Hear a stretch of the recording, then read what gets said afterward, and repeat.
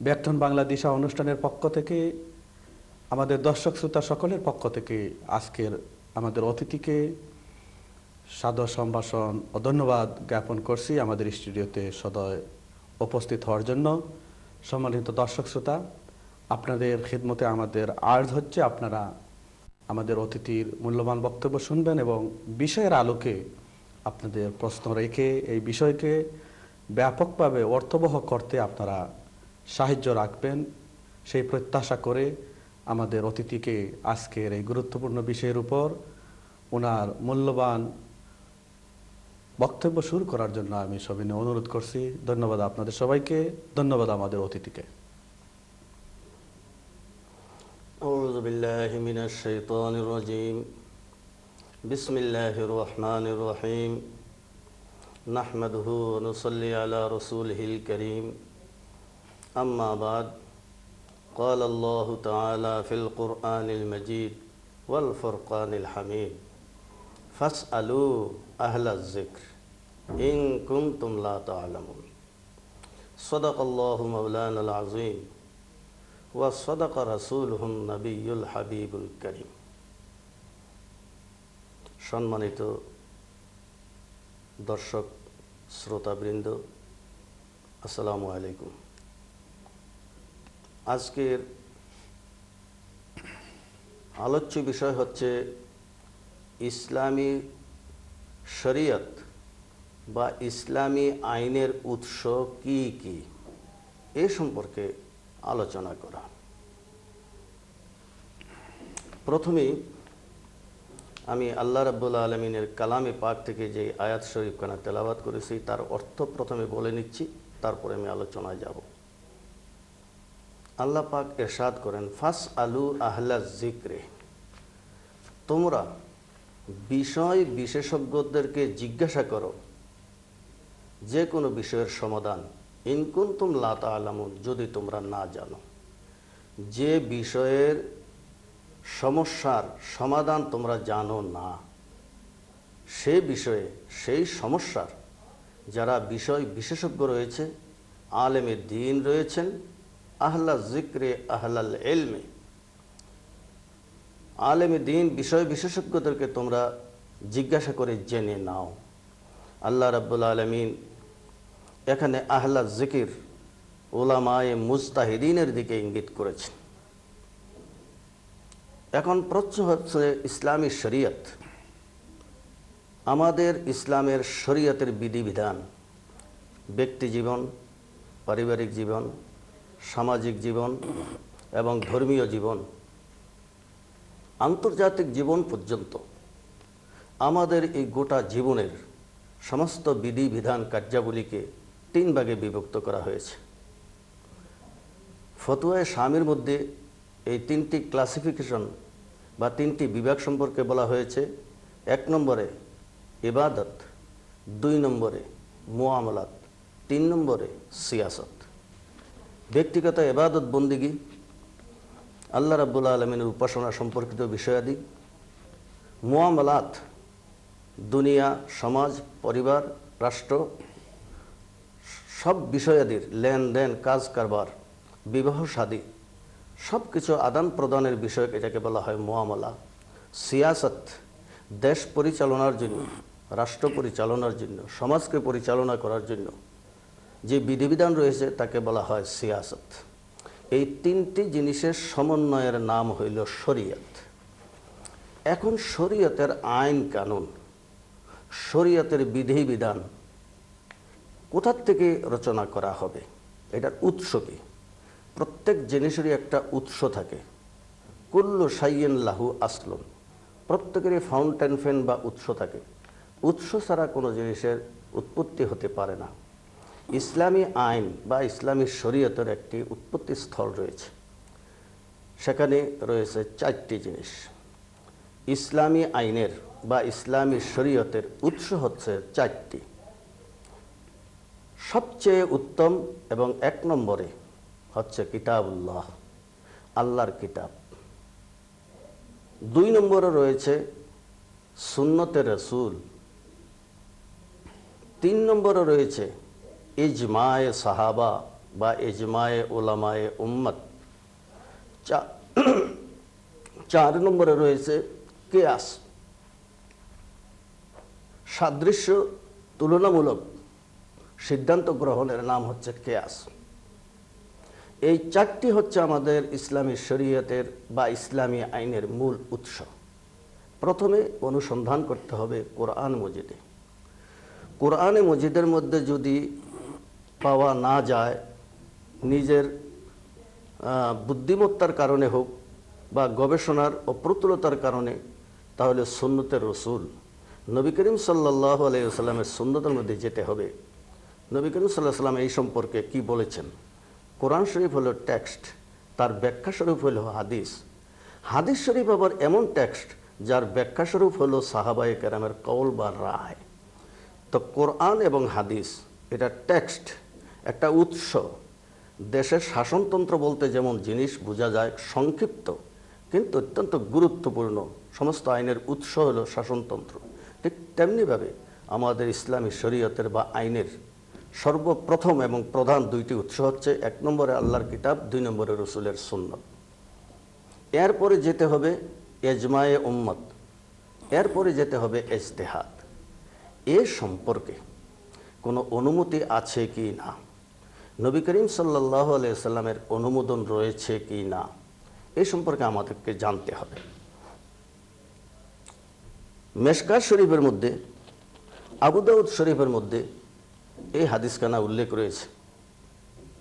আন্না রাসূলুল্লাহ সাল্লাল্লাহু আলাইহি ওয়াসাল্লাম লাম্মা আরাদা আন ইয়াবআসা মুআযান ইলাল ইয়ামান ক্বালা কাইফা তাকজি ইজা আরাদা লাকা কাযাআন ক্বালা আকজি বিকিতাবিল্লাহ ক্বালা ফাইন লাম তাজিদ ফি কিতাবিল্লাহ ক্বালা বিসুন্নতি রাসূলিল্লাহ সাল্লাল্লাহু আলাইহি ওয়াসাল্লাম ক্বাল ফাইন লাম তাজিদ ফি সুন্নতি রাসূলিল্লাহ ওয়ালা ফি কিতাবিল্লাহ ক্বালা আজতাহিদু বিরা'য়ি ফাদরাবা রাসূলুল্লাহ সাল্লাল্লাহু আলাইহি ওয়াসাল্লাম সাদরাহ فقال الحمد لله الذي وفق رسول الله صلى الله عليه وسلم لما يرضى رسول الله صلى الله عليه وسلم رواه আবু দাউদ।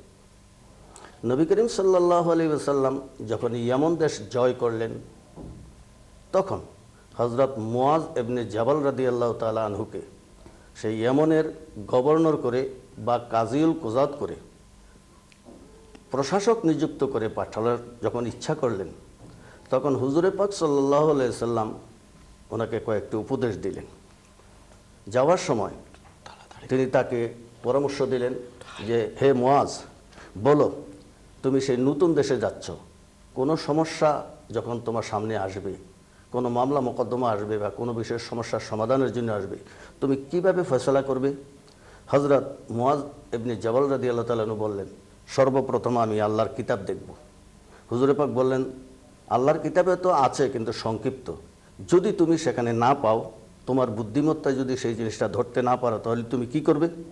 উনি জবাব দিলেন, বিসুন্নতি রাসূলিল্লাহ, আমি দেখব আল্লাহর রসুলের ব্যাখ্যা কি বলেছেন, আমি রসুলের সুন্নতের দিকে যাব। হুজুরে পাক বললেন, ফাইলাম তাজিদ ফি সুন্নতি রাসূলিল্লাহ ফি কিতাবিল্লাহ, আমার সুন্নতের মধ্যেও তোমার নজরে পড়ে নাই, তোমার বুদ্ধিতে আসে নাই, কোরআন শরীফের মধ্যেও তুমি তার সমাধান খুঁজে পাচ্ছ না, সাময়িকভাবে তুমি বুঝতে পারছো না, অথচ এটা সমাধান আছে গুপ্তভাবে সুপ্তভাবে, তখন তুমি কি করবে? তখন হযরত মুআজ রাদিয়াল্লাহু তাআলা আনহু বললেন যে, আল্লাহর কিতাব এবং রসুলের সুন্নতে স্পষ্ট কোনো সমাধান বা কোনো অর্ডার, কোনো আদেশ যদি আমি সরাসরি না পাই আমার বুদ্ধির ত্রুটির কারণে, তাহলে সেখানকার মধ্যে আমি নিজের বিবেক খরচ করব, আমি ইজতিহাদ করব, সেই ইজতিহাদের মাধ্যমে আমি সেটার রায় প্রদান করব। তখন নবী করিম সাল্লাল্লাহু আলাইহি ওয়াসাল্লাম ইরশাদ করলেন, আমি ওই আল্লাহর প্রশংসা করি যিনি তার আপন প্রিয় রসুলের প্রতিনিধিকে তার মর্জি এবং তার রসুলের মর্জি মোতাবেক ফয়সালা করার শক্তি এবং তৌফিক দান করেছেন। এই হাদিসখানা হচ্ছে আমাদের ইসলামী শরীয়তের 3য় এবং 4র্থ উৎসের একটি প্রকৃষ্ট দলিল।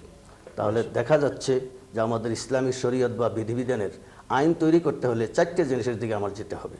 যেমনিভাবে আল্লাহর কোরআন গুরুত্বপূর্ণ, তেমনিভাবে রসুলের সুন্নত। যদি সেখানে স্পষ্ট কোনো ধারণা পাওয়া না যায়, তাহলে সেখানকার মধ্যে আমার যেতে হবে বিষয় বিশেষজ্ঞ, তাদের ইজতিহাদ, তাদের গবেষণা, তাদের সেই গবেষণার দিকে আমাদের রুজু করতে হবে।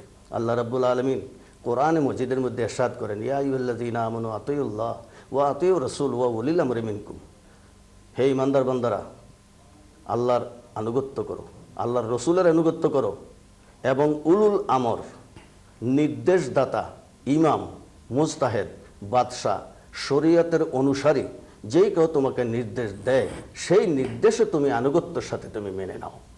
এতে বোঝা যাচ্ছে যে আমাদের ইসলামী শরীয়তের আইনের উৎস কোরআন এবং সুন্নাহর সাথে সাথে আমাদের এজমা এবং ইজতিহাদ রয়েছে।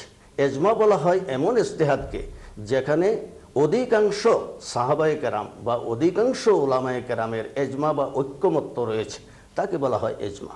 সুতরাং এজমা আমাদের এইটা ইসলামী আইনের তৃতীয় উৎস।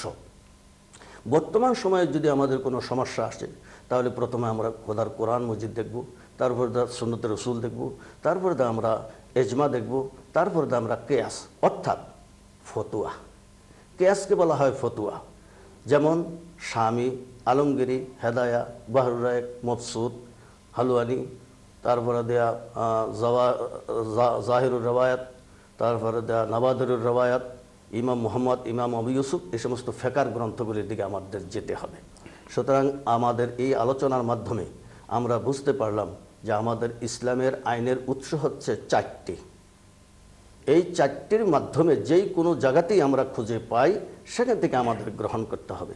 তবে প্রথমে প্রাধান্য অগ্রাধিকার হবে কিতাবুল্লাহর, দ্বিতীয় অগ্রাধিকার আসবে সুন্নত রাসূলুল্লাহর, তৃতীয় অগ্রাধিকার আসবে এজমা সমবেত ঐক্যমত্যের উপর।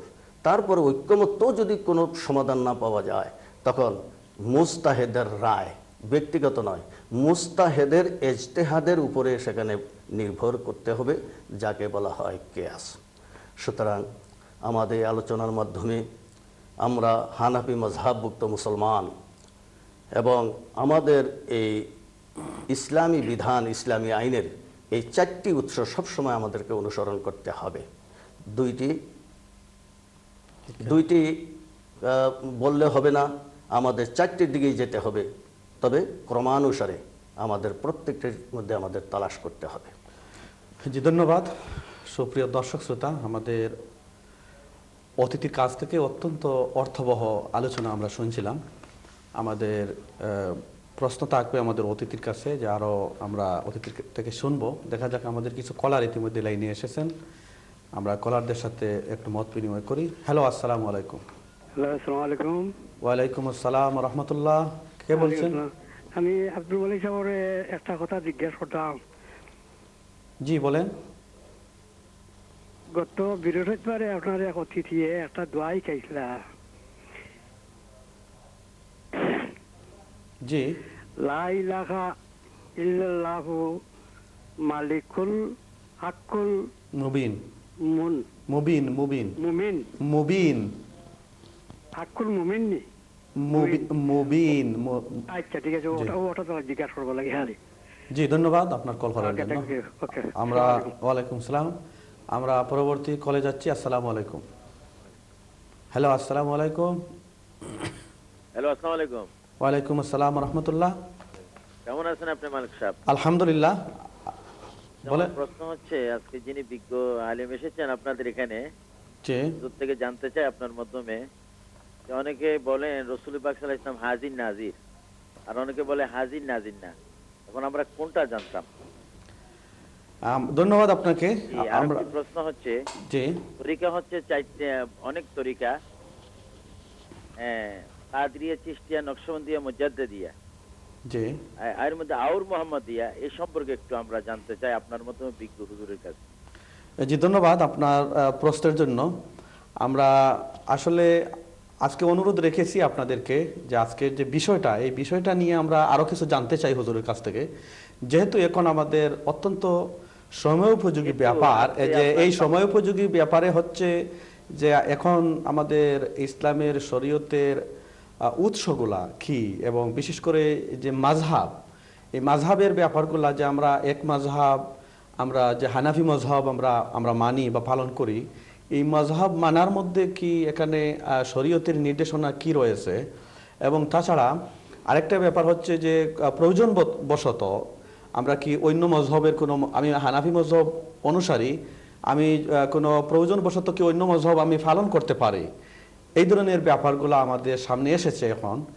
সুতরাং আমরা হুজুরের কাছে জানতে চাইব যে এই ব্যাপারে এক মজহবের লোক অন্য মজহব কি ফলো করতে পারেন।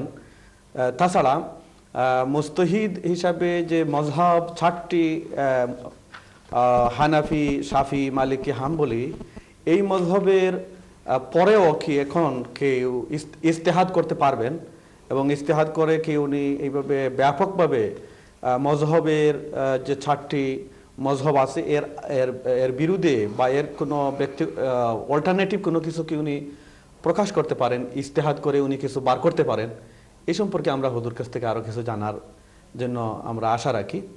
তো আমরা আসলে এই ব্যাপারটা আরও কিছু আমরা জানার জন্য হুজুরের খিদমতে আমরা আরজ রাখবো। আমরা তবে এর আগে আমরা একটু বিরতিতে যেতে হচ্ছে। সুপ্রিয় দর্শক শ্রোতা, আমরা বিরতি থেকে এসে আবার হুজুরের কাছ থেকে আমরা ইনশাল্লাহ এই বক্তব্যগুলো আমরা স্পষ্ট করতে চাই। আপনারাও আমাদেরকে সহযোগিতা রাখবেন আজকে, যেহেতু উনি অত্যন্ত বিশেষজ্ঞ, ইসলামী শরীয়তের একজন ইসলামী চিন্তাবিদ, ওনার কাছ থেকে জানতে চাই আমরা। তাহলে আমরা এখনই বিরতিতে যাচ্ছি, বিরতির পর আবারও দেখা হবে, ততক্ষণ আপনারা আমাদের সাথে থাকবেন। ধন্যবাদ।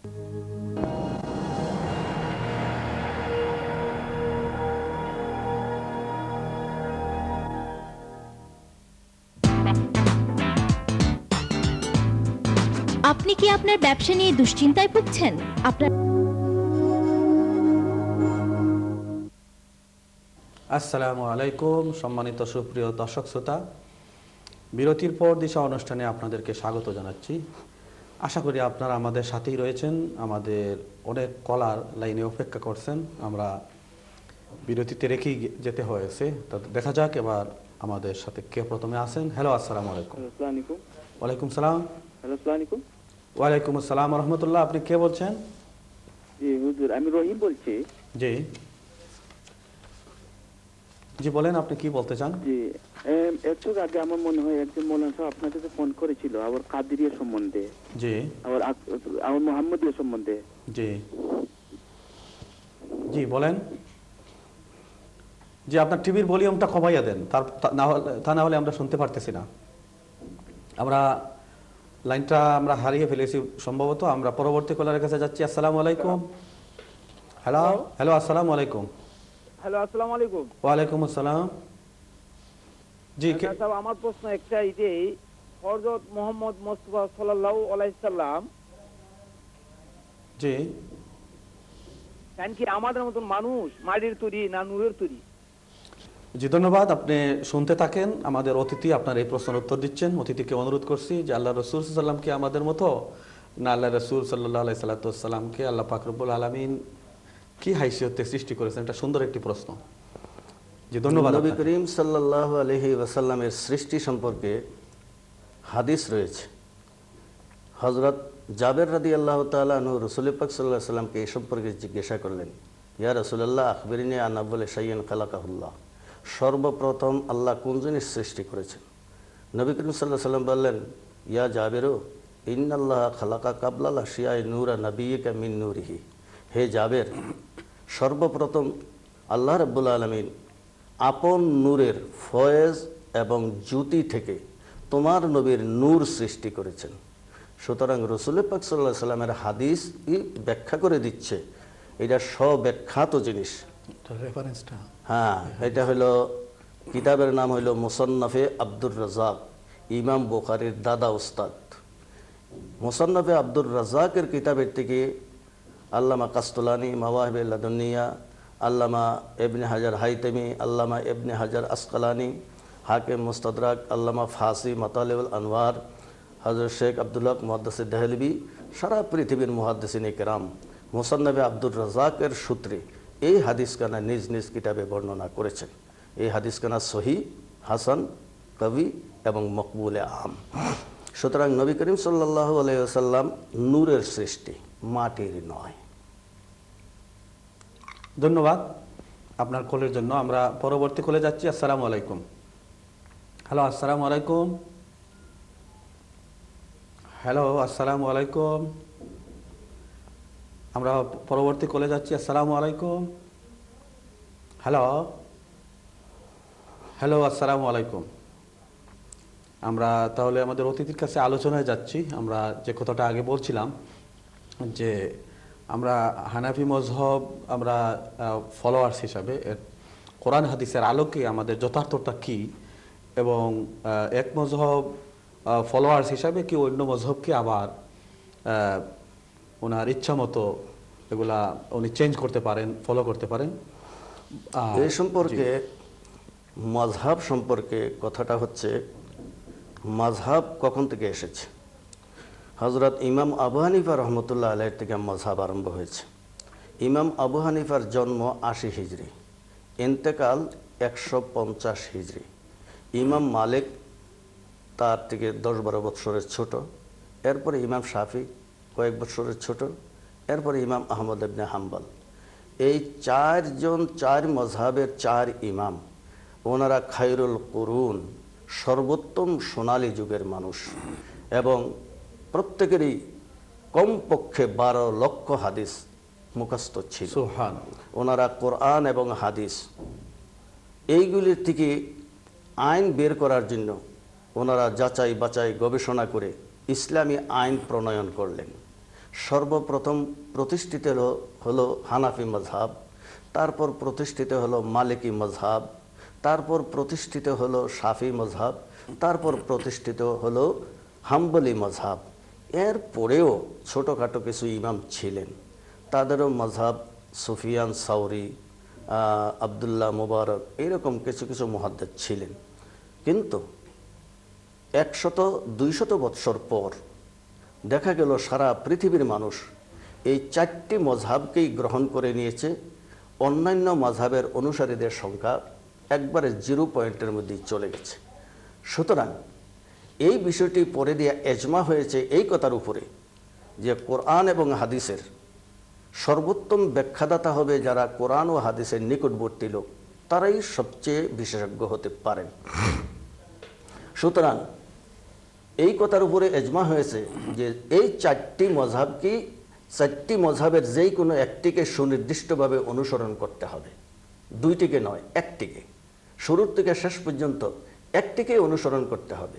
কিছু এই মযহাবের অনুসরণ করব আর কিছু অন্য মযহাবের অনুসরণ করব, এটা জায়েজ নাই।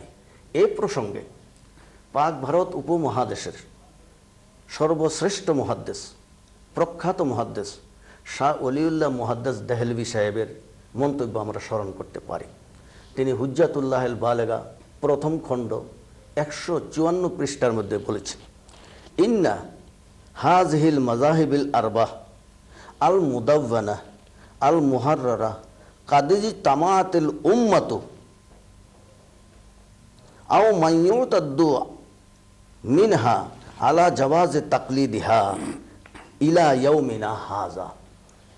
শাহ ওলিউল্লাহ মুহাদ্দিস দেহলভী সাহেব বলেন, এই চার মযহাবের যেই কোনো একটি মযহাবকে সুনির্দিষ্টভাবে অনুসরণ করার জন্য সেই দ্বিতীয় শতক হিজরি থেকে আরম্ভ করে অদ্যাবধি, অর্থাৎ শাহ ওলিউল্লাহ মুহাদ্দিস দেহলভীর যুগ পর্যন্ত উনি মন্তব্য করেছেন ইলা ইয়াউমিনা হাযা, আজ পর্যন্ত সমস্ত বিজ্ঞ উলামায়ে কেরাম, মুহাদ্দিস, মুফাসসির, ফকি, যত রকমের সলফে সালিহিন, খলফ, সবাই এক বাক্যে এই কথার উপরে তারা এজমা করেছেন যে এই চারটির যেই কোনো একটিকে অনুসরণ করতে হবে। সুতরাং এখানে চার মযহাবের যেই কোনো একটিকে অনুসরণ করা ইসলামী শরীয়ত মতে ওয়াজিব। মাশাআল্লাহ, জাযাকাল্লাহ। সম্মানিত দর্শক শ্রোতা, আমরা পরবর্তী কলারের কাছে যাচ্ছি। আসসালামু আলাইকুম। হ্যালো, আসসালামু আলাইকুম। হ্যালো, আসসালামু আলাইকুম। হ্যালো, আসসালামু আলাইকুম। ওয়ালাইকুম সালাম। জি, আমি একটা জিনিস জানতে চাই যে এখানে একজন বিজ্ঞ আছেন, তাই যেমন ধরেন আমাদের যে ধলপিসলি একটা অসুখ আছে, এটা অনেকেই বলে যে এটা ঔষধি নেই, কিন্তু ইসলামের দৃষ্টিতে এটা নাকি একটা আছে, ঔষধ আছে, অনেক বিজ্ঞরা জানেন। এটা কি আপনি জানেন? জি, ধন্যবাদ, আপনি সুন্দর প্রশ্ন রেখেছেন। এটা একটা নবীন নাকি হয়েছিল, তো আল্লাহর মেহেরবানিতে ওটা কমেছিল, ওইটা কি আমাকে একটু বিশ্লেষণ করবেন?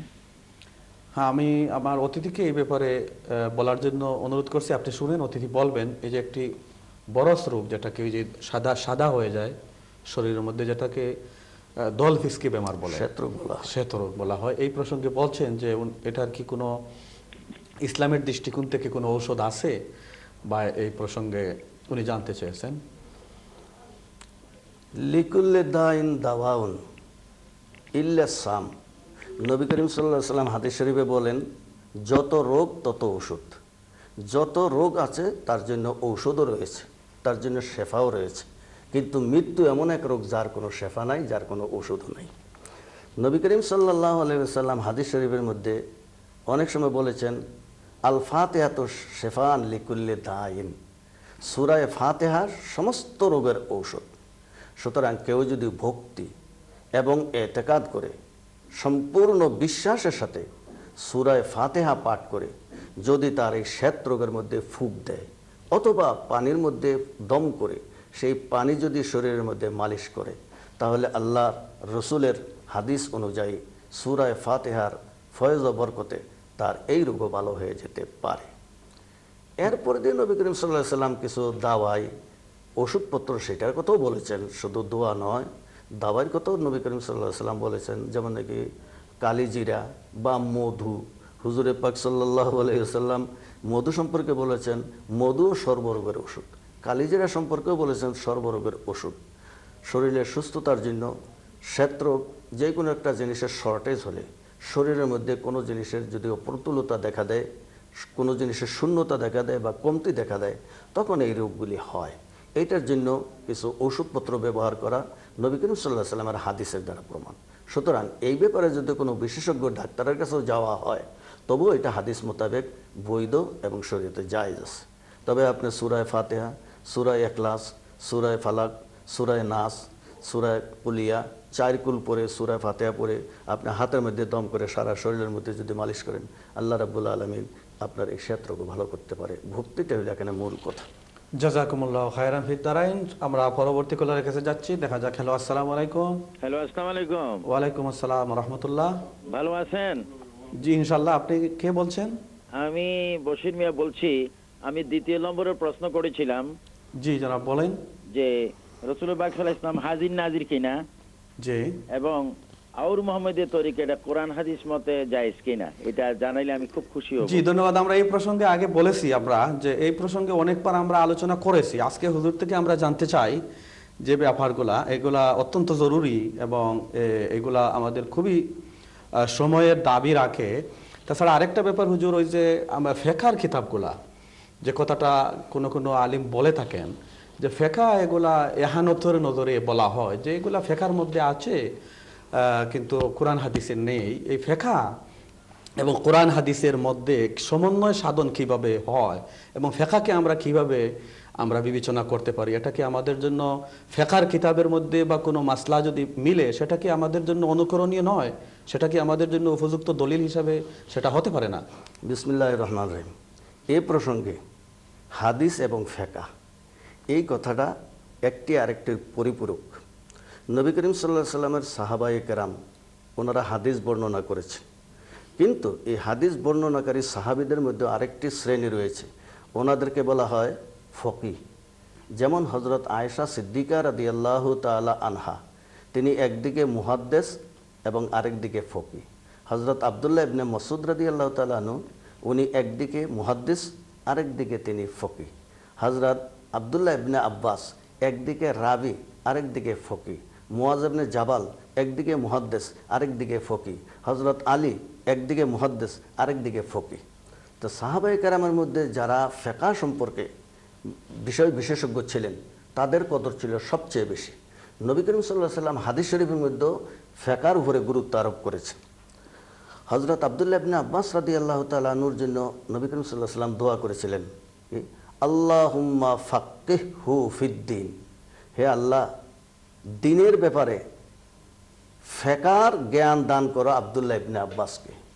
দ্বীনের ব্যাপারে ফিকহের জ্ঞান দান করার অর্থটা কি? ফিকহ অর্থ হইল জ্ঞানের গভীরতা, সূক্ষ্মতা, পুঙ্খানুপুঙ্খানুরূপে বিচার বিশ্লেষণ করা, একজন বিচারকের মতো এই পুঙ্খানুপুঙ্খরূপে বিচার বিশ্লেষণ করার নাম হইল ফিকহ। সুতরাং ফেকা এটা হাদিস বিরোধীও নয়, কোরআন বিরোধীও নয়, বরং কোরআন এবং হাদিসের সম্পূর্ণ পরিপূরক এবং কোরআন ও হাদিসের সমস্ত আইন কানুনগুলি প্রণয়ন করার জন্য ফেকা অত্যাবশ্যক। ফেকা ছাড়া কোনোদিন হাদিস এবং কোরআনের উপরে সঠিকভাবে আমল করাও সম্ভবপর নয়। ফর এক্সাম্পল, যেমন হাদিসের মধ্যে আছে কানা রাসূলুল্লাহ সাল্লাল্লাহু আলাইহি সাল্লাম ইউসাল্লি আরবান কাবলাল জুমা। যেমন হাদিসের মধ্যে আছে জুমার পূর্বে নবী করিম সাল্লাল্লাহু আলাইহি সাল্লাম সবসময় 4 রাকাত সুন্নত নামাজ পড়তেন। এইটা হইল হাদিস। এই হাদিসের অর্থ কি হবে? এটা কি ফরজ হবে 4 রাকাত, না ওয়াজিব হবে, না সুন্নত হবে, না মুস্তাহাব হবে, না মুবাহ হবে, না নফল হবে, কি হবে? এইটা সিদ্ধান্ত করতে হলে সেখানে ফেকার প্রয়োজন। ফেকা ছাড়া এটা কেউ মসলা দিতে পারবে না। এটা সুন্নতে মুআক্কাদা হবে না গায়রে মুআক্কাদা হবে, এটা ইমাম বুখারীরও কাজ নয়, ইমাম মুসলিমেরও কাজ নয়, সিহাসিত্তারও কাজ নয়। ওনাদের কাজ হলো হাদিস বয়ান করা। কিন্তু এটার দ্বারা কি সিদ্ধান্ত হবে, কোন আইন হবে?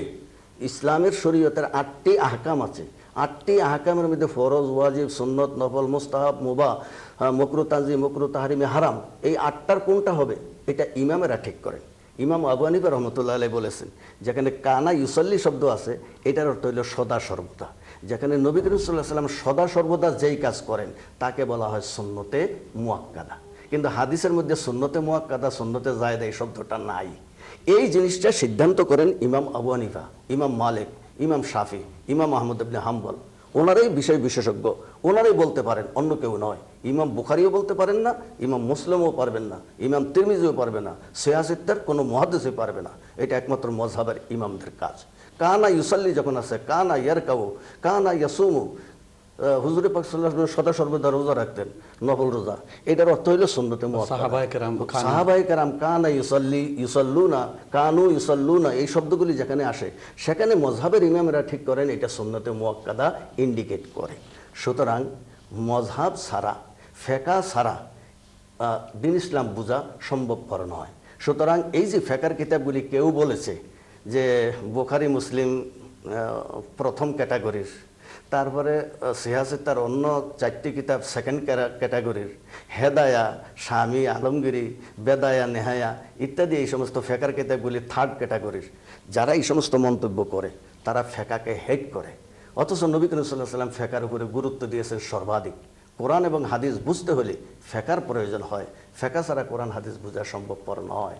সুতরাং ফেকার মাধ্যমে আমাদের শরীয়তের বিধিবিধান, আমরা যে নামাজ পড়ি, ফজরের নামাজ 4 রাকাত, জোহরের নামাজ 12 রাকাত, আসরের নামাজ 8 রাকাত, মাগরিবের নামাজ 7 রাকাত, এশার নামাজ আমরা 17 রাকাত, সর্বমোট 48 রাকাত ফরজ, ওয়াজিব, সুন্নত, নফল, এগুলি কে ঠিক করেছেন? এগুলি ইমামেরা ঠিক করেছেন। নাওয়াইতু নুসাল্লি লিল্লাহি তাআলা রাকাতাই সালাতুল ফাজরের সুন্নাত, এই নিয়তকে ঠিক করেছেন ইমামেরা ঠিক করেছেন। নাওয়াইতু নাসুমা গাদাম মিন শাহরি রমাদানুল মুবারাকে, এই নিয়তগুলি ঠিক করেছেন কে? ইমামেরা করেছেন। যে মানুষের মধ্যে ঐক্য বিরাজ করার জন্য, ঐক্যমত্য পোষণ করার জন্য এগুলি নির্ধারিত করেছেন ইমামরা। এটা কিন্তু হাদিসের মধ্যে নাওয়াইতু নুসাল্লি এমন শব্দ কোনো নাই, এগুলি ইমামদের কাজ। এই জন্য সারা পৃথিবী ইমামদেরকে অনুসরণ করে চলে।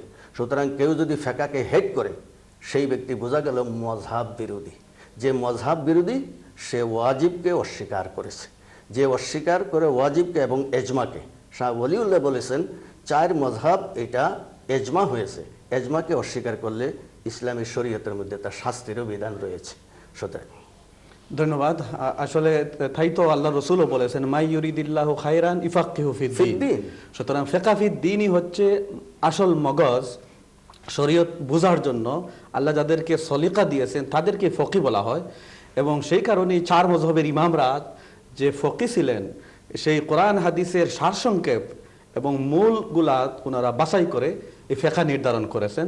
সুতরাং এই ফেকার কিতাব হচ্ছে আমাদের জন্য অনুসরণীয় এবং এটা হচ্ছে স্ট্রং দলিল আমরা বলতে পারি, যেগুলাকে আমাদের আইনের ভলিউম হিসাবে যেভাবে বলা যায় তেমনিভাবে ফেকার ডিসিশনগুলোকেও আমাদের শরীয়তের একটি অন্যতম দলিল হিসাবে সেগুলোকে আমরা ধরে নিতে পারি। ধন্যবাদ সুপ্রিয় দর্শক শ্রোতা, আমাদের অতিথির কাছ থেকে অত্যন্ত গুরুত্বপূর্ণ বক্তব্য আমরা শুনলাম। আমরা এই সময়ের দাবির মতো কথাগুলো শুনেছি। আমরা এখনই বিরতিতে যাচ্ছি, বিরতির পর আবারও আপনাদের সাথে দেখা হবে। ততক্ষণ আপনারা আমাদের সাথে থাকবেন। ধন্যবাদ।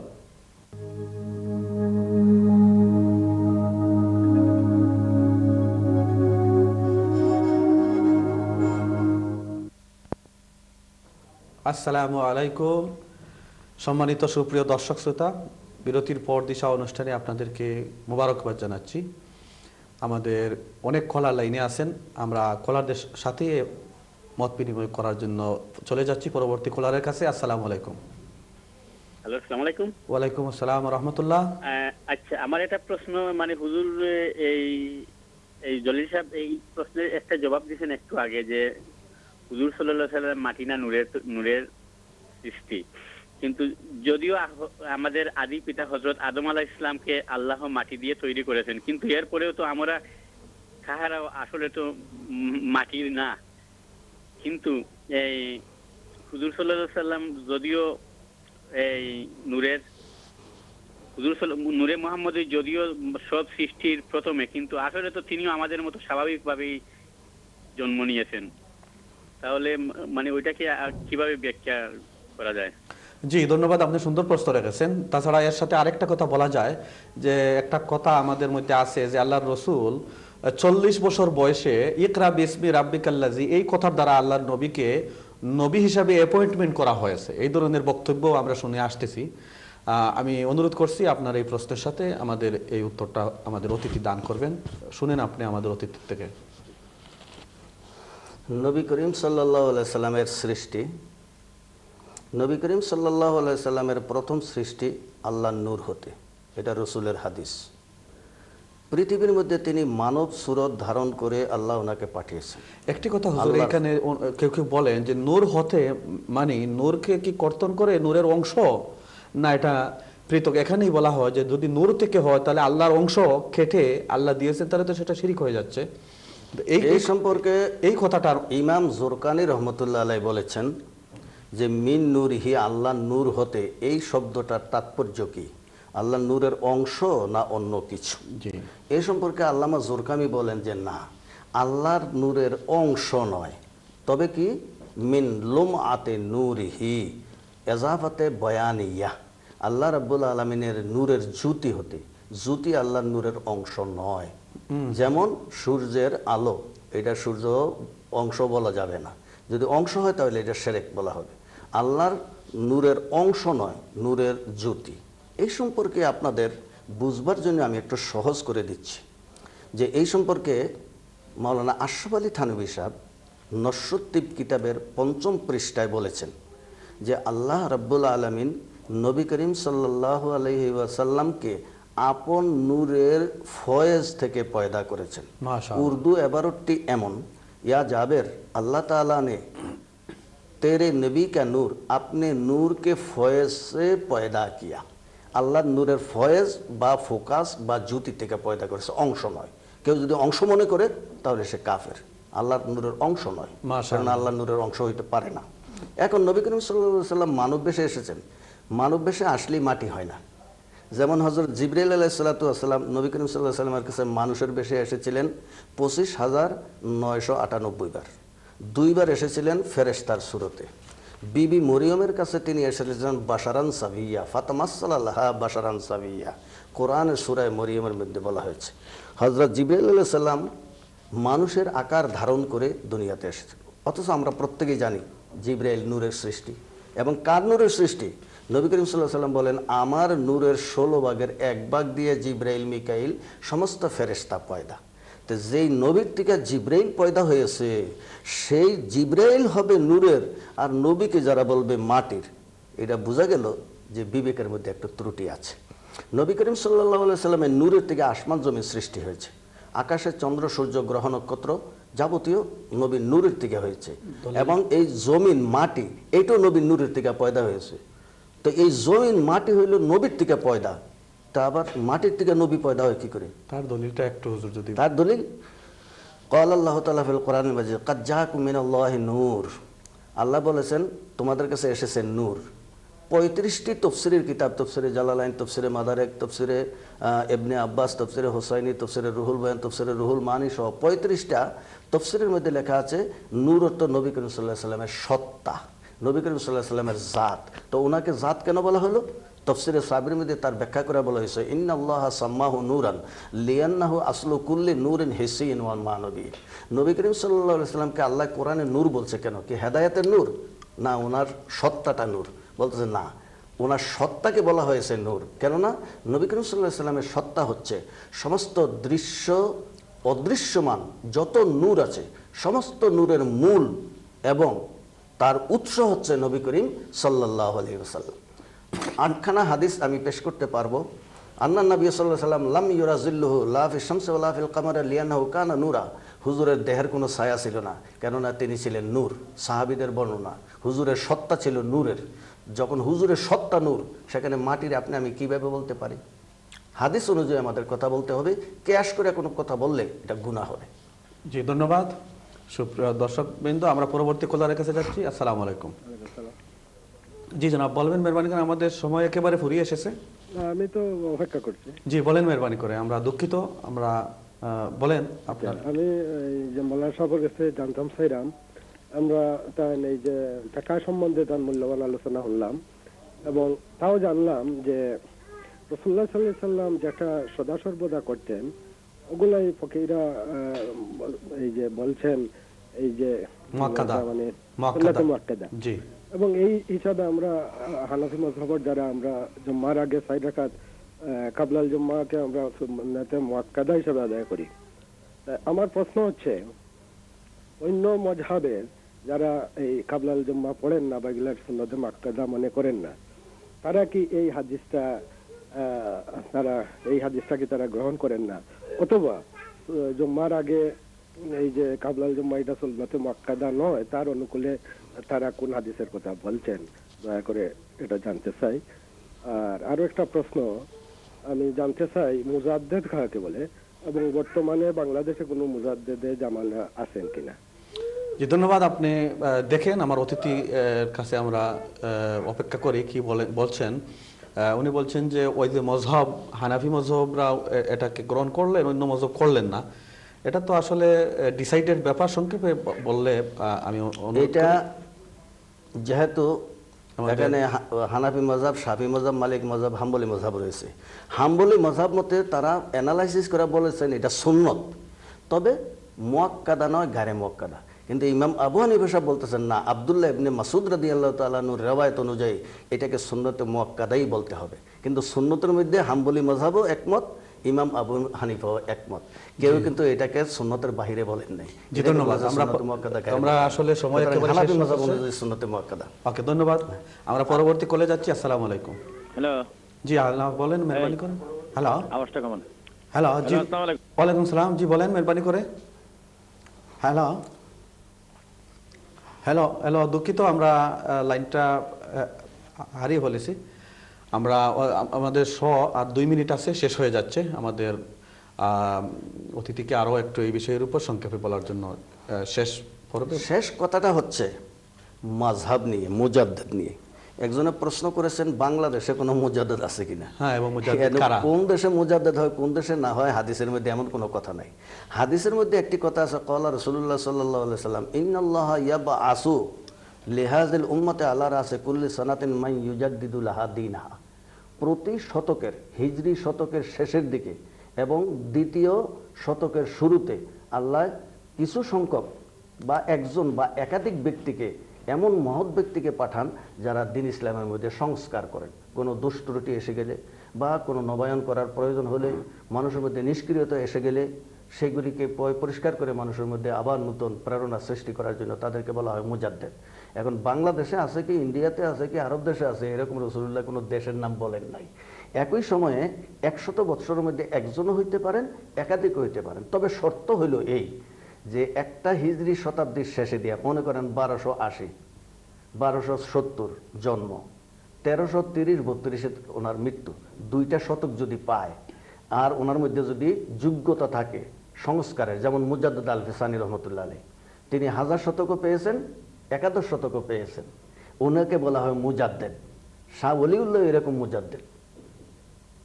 জি ধন্যবাদ। আমরা অত্যন্ত ধন্যবাদ জানাচ্ছি, মোবারকবাদ জানাচ্ছি। জি আমাদের লাস্ট কলার কে আছে দেখা যাক। হ্যালো, আসসালামু আলাইকুম। হ্যালো, আসসালামু আলাইকুম। হ্যালো, আসসালামু আলাইকুম। ওয়ালাইকুম সালাম। জি বলেন মেহরবানি করে। আমি একটা জিনিস জানতে চাচ্ছি, যে আমাদের দেশে মিলাদ নিয়ে, মিলাদের এই ইয়েতে দেখতে মানে জানতে পারলাম যে মিলাদ শরীফ হুজুর সাল্লাল্লাহু আলাইহি সাল্লামের আসার 700 বছর পরে এটা আবিষ্কার হয়েছে, কিন্তু এরপরে আমাদের দেশে বিশেষ করে বাংলাদেশে এটা নিয়ে অনেক জি আমরা বুঝতে পেরেছি, হুজুর বলছেন, আপনি শুনেন, আমাদের 1 মিনিট টাইম আছে। হুজুর এই মিলাদ শরীফ ব্যাপারে এই সংক্ষেপে সম্পর্কে আমি একটা- সংক্ষেপে একটা কথা বলি। একটা হলো আবিষ্কার, আরেকটা হলো প্রচলন। যারা বলছে আবিষ্কার হয়েছে তারা মারাত্মক ভুল করেছে। প্রচলন হয়েছে পরবর্তীতে, আবিষ্কার হয়েছে বহু আগে। সর্বপ্রথম মিলাদ পাঠ করেছেন আল্লাহ। সূরা আলে ইমরান 81-82 আয়াত দেখুন। নবীদেরকে নিয়ে নবী করিম সাল্লাল্লাহু আলাইহি সাল্লামের আবির্ভাবের কথা আলোচনা করেছেন, নবীরা কিয়াম করেছেন। দ্বিতীয়ত দেখুন, হযরত ইব্রাহিম আলাইহিস সালাম ওনার ছেলে ইসমাইল আলাইহিস সালামকে নিয়ে রব্বানা ওয়াবাস ফীহিম সূরা বাকারার 129 আয়াত দিয়ে তিনি মিলাদও পড়েছিলেন, কিয়ামও করেছিলেন। হযরত জি ধন্যবাদ। আল্লাহ হাফেজ। আমরা আমরা মিলাদ কিয়াম সুপ্রিয়- এটা শরীয়ত বৈধ, যে অস্বীকার করে তার ঈমানের মধ্যে ত্রুটি রয়েছে। ধন্যবাদ, হুজুরকে ধন্যবাদ জানাচ্ছি। সুপ্রিয় দর্শক শ্রোতা, আমরা এখানেই শেষ করছি। আগামী দিন আবারও দেখা হবে। ধন্যবাদ আপনাদের সহযোগিতার জন্য। আসসালামু আলাইকুম।